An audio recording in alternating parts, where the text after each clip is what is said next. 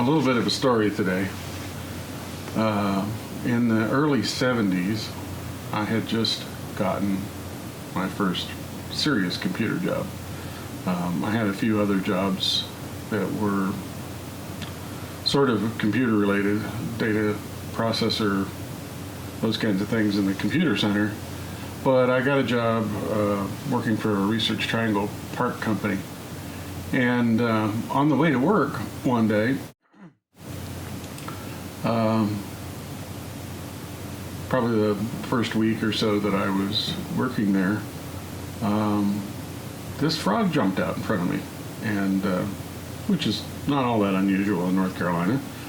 They have lots of critters, but this particular frog looked very special and said to me, "Hi, I'm a beautiful girl. Give me a kiss and we'll go off together." I was more than a little bit startled. I mean, I'd never met a talking frog before, and I certainly didn't know what to do necessarily with this one. So I reached down very carefully and picked up the frog and put the frog in my pocket. And the frog was not at all happy about this. It was flopping around in my pocket, and so I pulled it back out and looked at it, and it said, "Didn't you hear me? I said I'm a beautiful princess, a beautiful girl. Just give me a kiss and break the enchantment, and we'll go off together."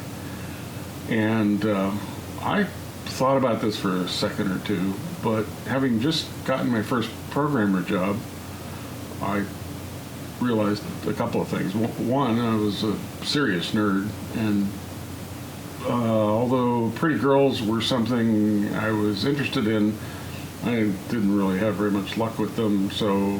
But talking frogs I thought were really very cool, so I put the frog back in my pocket. Later, of course, the frog convinced me to give it a kiss, and lo and behold, she turned into a beautiful woman, and I married her, and have been married to her now for 40 some odd years. Her name is Lisa, and she is the sweetest princess that's ever lived.